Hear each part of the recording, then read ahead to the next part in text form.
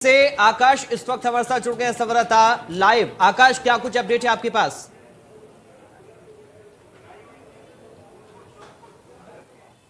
देखिए, बनारस से सबसे बड़ी खबर यही है कि अभी तक यहां पर 21.19% मतदान हो चुका है। बनारस में कुल मतदाताओं की बात की जाए तो 30,80,840 मतदाता हैं और 70 प्रत्याशी है जिनके मताधिकार का खुद भाग्य विधाता है ये मतदाता। तो हमारे साथ तस्वीरों में आप देख सकते हैं ये तमाम महिलाएं हैं जो सुबह से ही कतार में खड़ी है। इनसे हम बात करेंगे कि आखिर मन में मुद्दा क्या, होगी गृहिणियों का मुद्दा अलग होता है, पुरुषों का मुद्दा अलग होता है, लेकिन घर की गृहिणी जो होती है उनका मुद्दा अलग होता है। हम बात करना चाहेंगे सबसे पहले आपसे, क्या मुद्दा रहेगा इस बार का? इस बार का मुद्दा जो है सबसे बड़ा विकास है और विकास ही सबसे अहम है। जो देश के मुद्दे थे वो मोदी जी और योगी जी ने पूरे देश के मुद्दों को समाप्त कर दिया। अब कोई मुद्दा ही नहीं है, विकास और विकास तेजी से हो रहा है। हम आपसे पूछेंगे नहीं कि आप किसको मत दे रही हैं, बस ये पूछेंगे कि मन में मुद्दा क्या है। वही विकास सबसे अच्छा जी। आप बताइए। विकास होना चाहिए भाई, गरीब दुखी जो है अमीर गरीब का एक बराबर होना चाहिए ना। तो जब नहीं होगा तो भाई जिसको पसंद आए उसको कर देंगे।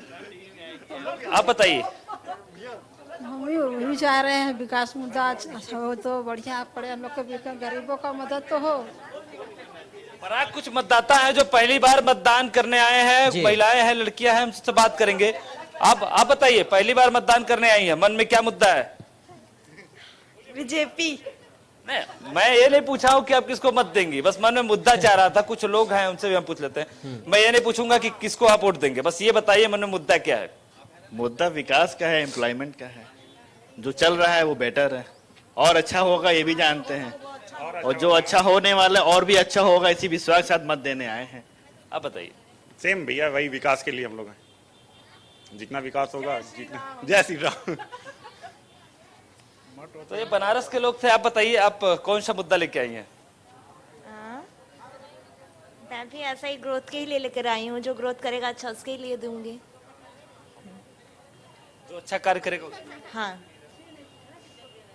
तो देखिए, ये तमाम लोग हैं पराग, तमाम लोगों का तमाम तरीके से राय है। कोई राष्ट्र को चाहता है, कोई देश को चाहता है, कोई खुद विकास को चाहता है।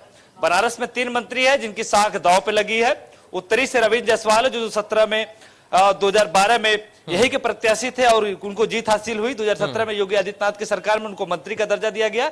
वही दक्षिणी की बात की जाए, दक्षिणी विधानसभा में 7 बार से एक ही पाले की खेमे में पार्टियां बनती रही, यानी कि भाजपा के श्याम देवराज चौधरी 7 बार से दक्षिणी के विधायक रहे। 2017 में नीलकंठ तिवारी को टिकट दिया गया और उनको विजयी हुए, क्योंकि 2017 में प्रधानमंत्री नरेंद्र मोदी खुद काशी की कमान संभाले थे और यहीं से रोड शो किए। तो असर यह हुआ कि बनारस की 8 विधानसभा की सीटें सब बीजेपी के पाले में चली गई।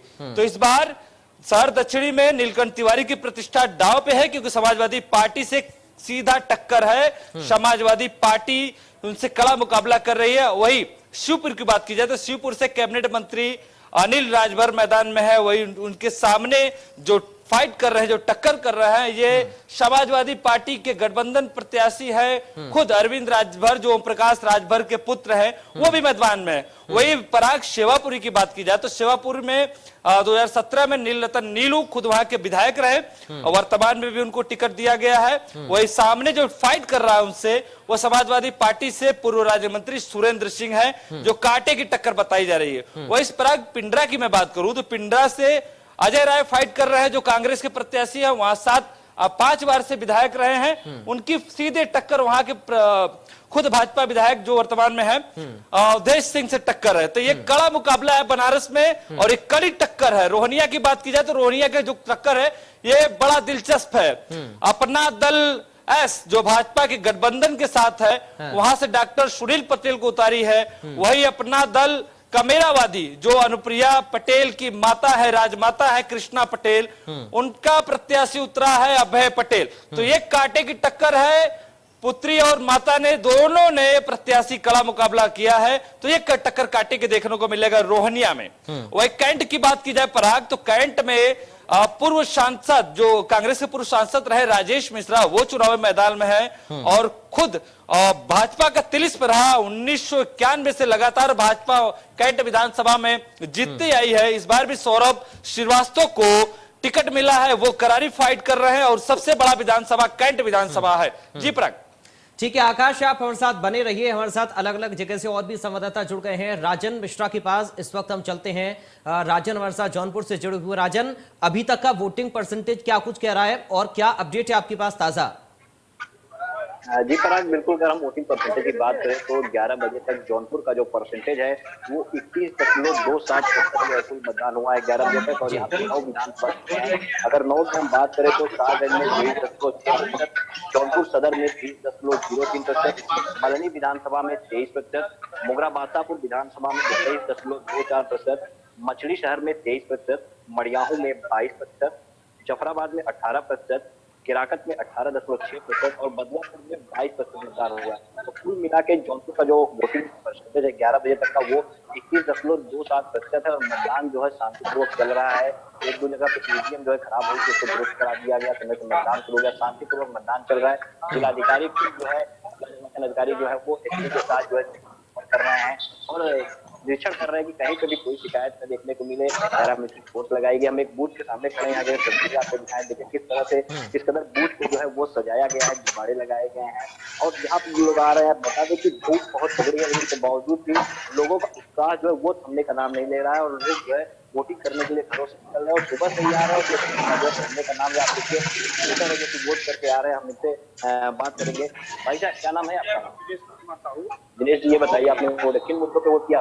ये जो आने वाला जो 5 साल है 2022 के बाद, अभी 2017 से लेकर 2022 तक जो विकास हमने पाया है जौनपुर जिले में, हमारे यहाँ के माननीय मंत्री जी रहे 5 साल में जो काम कराया है, पिछले 20 साल से यहाँ के जितने भी नेता जुड़ रहे हैं। ठीक है राजन, आप बने रहिए। बाकी संवाददाताओं के पास भी हम जाएंगे, लेकिन उससे पहले ब्रेकिंग सेंटर चलते हैं जहां पर एक बड़ी खबर है मेरे सहयोगी सुरभि के पास। Surabhi, over to you. Parag, इस बीच जो बड़ी खबर सामने आ रही है ये वाराणसी से खबर है, जहां पर नीलकंठ तिवारी की पुलिसकर्मियों के साथ नोकझोंक देखने को मिली है। दरअसल ये बताया जा रहा है कि बूथ में जा रहे नीलकंठ तिवारी को पुलिसकर्मियों ने रोका है और पुलिसकर्मियों के रोके जाने की वजह से आक्रोशित हो उठे नीलकंठ और उसके बाद उनकी नोकझोंक देखने को मिली है। बूथ संख्या 219 पंचायती कुआं आदमपुर का ये पूरा मामला बताया जा रहा है, जहां पर पुलिस कर्मियों के साथ में नोकझोंक देखने को मिली है। दरअसल तीखी नोकझोंक इसे बताया जा रहा है। हालांकि किस बात को लेकर के नोकझोंक हुई थी इस बात में अभी तक जानकारी नहीं सामने आ पाई है, लेकिन बूथ संख्या 219 ये पंचायती कुआं आदमपुर का पूरा मामला है, जहां पर जब नीलकंठ तिवारी यहां अपना मत का प्रयोग करने के लिए जब प्रवेश कर रहे थे तो बूथ में जाते वक्त उन्हें रोक दिया गया और इसी रोकने की वजह से वो आक्रोशित हो उठे, जिसके बाद से उनकी तीखी बहस देखने को मिली है। जी पराग। ठीक है, आप बनी रहिए सुरभि। पंकज इस वक्त हमारे साथ जुड़ गए हैं इस खबर पर एक जानकारी के साथ। पंकज, क्या कुछ जानकारी है इस झड़प को लेकर? जी, आपको बताना चाहेंगे कि नीलकंठ तिवारी गए थे आदमपुर के बूथ पे गए थे, कार्यकर्ताओं के साथ जा रहे थे अंदर, पुलिस कर्मियों ने रोका, तीखी नोकझोंक हुई, काफी गर्मा गर्मी बहस हुई, बाद में किसी तरह मान मनोवल करने के बाद फिर जाने का प्रयास किए, फिर भी पुलिस कर्मियों ने उनको जाने से रोकने का पूरा प्रयास किया। एक आप देख सकते हैं कि विजुअल में दिख रहा होगा, एक वहां पे थानेदार उनकी काफी मान मनोवल कर रहे हैं, उनको मना रहे हैं कि नाराज मत होइए। और जो कार्यकर्ता जिस तरीके से बेकाबू हुए थे, उस विजुअल में आप ये भी देखिए कि पुलिसकर्मी ने जो है अपनी लाठी उठा ली थी मारने के लिए। तो निश्चित तौर पे ये कहा जा सकता है कि कार्यकर्ताओं ने जो है वहां पे कुछ ज्यादती करने की कोशिश की, इसलिए पुलिस प्रशासन को वहां सख्त होना पड़ा। अभी क्या माहौल शांत है पंकज? जी हाँ, अभी की बात करूं, अभी माहौल शांत है। उच्च अधिकारियों ने भी संज्ञान में मामले को लिया है। फिलहाल दोनों तरफ से मामले को भी ठंडे बस्ते में डाला गया है। उच्च अधिकारियों का कहना है कि इसको आगे भी देखेंगे, चर्चा करेंगे इस पर क्या करना है। ठीक है पंकज, बहुत शुक्रिया आपका। आप बने रहिए, आगे आपसे हम जानकारी लेते रहेंगे। बाकी संवाददाता भी लगातार हमारे साथ बने हुए हैं अलग अलग जगह से। दरअसल क्या कुछ स्थितियां हैं, किस तरीके का उत्साह वोटर्स के अंदर नजर आ रहा है, किन मुद्दों को लेकर लोग वोट डाल रहे हैं, ये हम लगातार जान रहे हैं। जौनपुर का एक बार फिर से हम रुख करेंगे। राजन हमारे साथ सहयोगी लगातार बने हुए। राजन, वहां पर लोग जब पहुंच रहे हैं तो किन मुद्दों को लेकर जिक्र कर रहे हैं? महिलाएं किन मुद्दों को उठा रही हैं? जो युवा पहुंच रहा है वो किन मुद्दों को उठा रहा है? और जो बुजुर्ग हैं वो किन मुद्दों पर फोकस कर रहे हैं? राजन। बिल्कुल पर अगर मुद्दे की हम बात करें तो विकास एक अहम मुद्दा है जिसको लेकर लोग निकले हैं। साथ ही महंगाई है और बेरोजगारी को लेकर जौनपुर एक ऐसा जिला है जहाँ पे कोई भी घर ऐसा नहीं होगा कोई भी एक सदस्य जो है मुंबई में रोजगार के लिए न जाए।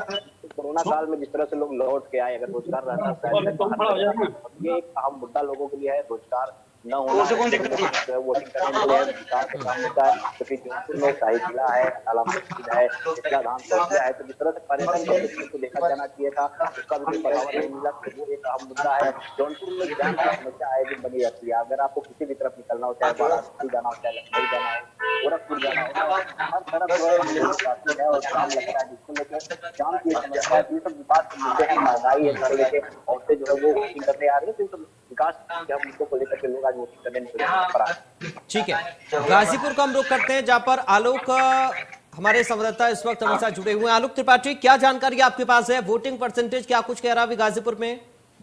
जी, अगर हम गाजीपुर की बात करें तो गाजीपुर में वोटिंग परसेंटेज मौजूदा समय में 11 बजे का सुबह जो है वो 20.5% वोटिंग पड़ चुकी है। कुल मिला के मैं बता दूं कि यहाँ पे ओम प्रकाश राजभर और राज्य मंत्री संगीता बलवंत तमाम जो जनप्रतिनिधि हैं उन लोगों के जो है साख दाव पे है। लेकिन अगर हम जहुराबाद विधानसभा की बात करें तो जहुराबाद विधानसभा में 3 प्रत्याशी चुनावी मैदान में है। एक तरफ से सुभाषपा के राष्ट्रीय अध्यक्ष ओम प्रकाश राजभर हैं, तो वहीं दूसरी तरफ बीएसपी के पूर्व मंत्री सादा फातिमा भी चुनावी मैदान में है और 2 बार से विधायक रहे वहीं के कालीचरण राजभर जो बीजेपी से प्रत्याशी है। वहां पे अगर कहा जाए तो वो त्रिकोणीय लड़ाई मानी जा रही है और कुल मिला के ये तय कर पाना बड़ा मुश्किल हो रहा है कि कौन यहाँ से चुनाव जीतेगा। जी, मुद्दे इस बार क्या कुछ लोग उठा रहे हैं? जब आपने बात वहां पर की होगी पोलिंग सेंटर पर जाकर लोगों से, तो क्या लोग कह रहे हैं? क्या खास मुद्दा है? स्थानीय मुद्दे हैं? क्या है मुद्दा? जी मैं बता दूं आपको कि जो मुद्दे हैं, मुद्दे की अगर हम बात करें तो मुद्दे पे बहुत सारे ऐसे लोग हैं जो विकास की बात कर रहे हैं, सीधे योगी और मोदी की बात कर रहे हैं, वहीं दूसरी तरफ बदलाव और बेरोजगारी की भी बात कर रहे हैं। ठीक है, विवेक श्रीवास्तव का रुख करेंगे, सोनभद्र से हमारे साथ जुड़े हुए हैं। विवेक, आपके पास क्या ताजा आंकड़ा है वोटिंग परसेंटेज का? देखिए, इसमें जो वोटिंग परसेंटेज सोनभद्र का है वो 18% लगभग पहुंच गया है और जो बूथ पर जो मतदाता हैं वो काफी उत्साहित भी हैं। और हमने जो कई मतदाताओं से बात की, खासतौर से महिलाओं को, तो महिलाएं सुरक्षा को लेकर उस पॉइंट को दिमाग में रखकर वो वोट कर रही हैं। बेरोजगारी और महंगाई का मुद्दा तो है ही है, लेकिन राष्ट्रीयता और सुरक्षा का मुद्दा उनके लिए सर्वोपरि है। इस मुद्दे को लेकर ज्यादातर लोग ऐसे मिले कि जो इसको जो है कि प्रेफर करते हैं। जी ठीक है, आकाश एक बार फिर से आपके पास में आ रहा हूं। धार्मिक लिहाज से बहुत ज्यादा खास काशी है, लेकिन महिलाएं क्या कह रही हैं? काशी की महिलाओं का रुख क्या है? उनका मुद्दा क्या है? महिलाओं का क्या कुछ कहना है आज की वोटिंग पर? जी बिल्कुल, पराग आपने ठीक कहा कि महिलाओं का बास जरूरी है, क्योंकि काशी में 14,290 महिलाएं मतदाता हैं जो किसी के भी भाग्य विधाता बन सकती हैं। अधिकांश गृहिणी है जो प्रधानमंत्री से प्रेरित है, उनके तरफ जाने के प्रेरित है, लेकिन अधिकांश महिलाएं जो जिनका वोटर आईडी कार्ड में नाम नहीं है, जिनके पास आवास ना मिला हो, तो नाराज है। वो महंगाई की बात कर रही है, वो बिजली की बात कर रही है, तमाम तरीके से मुद्दे हैं। हालांकि काशी की जनता है और काशी जिनको चुनती है पूर्वांचल पे वही राज करता है और पूर्वांचल जिसको चुनता है वो यूपी पे राज करता है। आज 54 सीटों पर मतदान है, 9 जिले हैं, तो कुल मिलाकर बड़ा देखना दिलचस्प है बनारस में, क्योंकि 3 मंत्रियों का साग दाव पे है। अभी आपने नीलकंठ तिवारी जी का वीडियो देखा होगा, किस तरीके से बेतुके होकर उलझ रहे थे पुलिस कर्मियों से। तो ये पहला मामला नहीं है कि नीलकंठ तिवारी जी पुलिसकर्मी से आज उलझे हैं। लगातार आपको बता दें कि दक्षिणी विधानसभा एक ऐसा विधानसभा है पराग, जहां भाजपा का तिलिस्म कहा जाता है।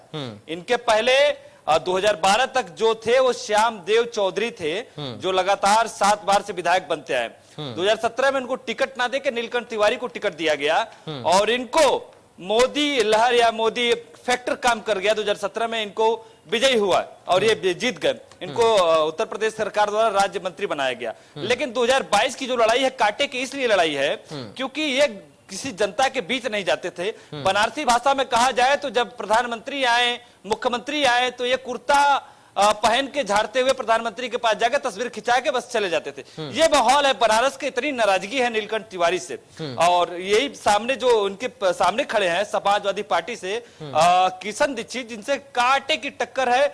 अधिक से अधिक प्रत्याशी किशन दीक्षित को वोट करने के लिए बढ़ रहे हैं। लेकिन जब से प्रधानमंत्री नरेंद्र मोदी ने रोड शो किया, क्योंकि ये बात हाला कमान के पास पहुंच गई थी, खुद अमित शाह बनारस में डेरा डाले थे, लगातार जानकारियां पहुंच रही थी कि काशी से कितनी सीट है जो भाजपा जीत रही है, कितनी सीट है जो भाजपा की करारी टक्कर है। तो दक्षिणी विधानसभा सबसे प्रमुख है, क्योंकि काशी विश्वनाथ कॉरिडोर जो आता है, जिसे देश विदेश दुनिया नहीं विश्व के लोगों ने जाना है कि काशी विश्वनाथ कॉरिडोर का जो भव्य रूप है, यदि दक्षिणी विधानसभा के प्रत्याशी नीलकंठ तिवारी हारते हैं तो प्रधानमंत्री नरेंद्र मोदी की साख दांव पे लगेगी। जी एक चीज और आकाश बताइए, ये जो गठजोड़ बदला है उत्तर प्रदेश में, जो गठबंधन बदला है, इसका कितना फर्क पड़ेगा? क्या समीकरण आप बदलता हुआ देख रहे हैं?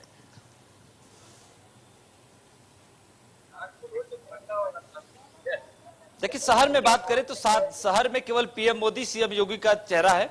और यदि ग्रामीण क्षेत्र में बात करें तो ग्रामीण में किसान नाराज है, वो लोग महंगाई को लेकर परेशान है। हालांकि जो लोग अनाज पाते हैं वो तो गुणगान प्रधानमंत्री और मुख्यमंत्री का करते हैं, लेकिन अधिकतर लोग गांव में साढ़ जो है उससे परेशान है और बलती बिजली के बिल से परेशान है। एक गैस एक मुद्दा है जो लगातार विपक्ष लगातार सत्ता को घेरता आया है। ये कहते हैं कि ये वही कमल है जिसके बटन पे दबाने के बाद 400 का गैस सिलेंडर 1000 का हो जाता है। तो तमाम तरीके से मुद्दा है, तमाम तरीके से लोग घेरते हैं विपक्ष और सत्ता आपस में टकरार। जी ठीक है आकाश, आप हमारे साथ बने रहिए। बाकी हमारे साथ रिपोर्टर जुड़े, बहुत शुक्रिया आप सभी।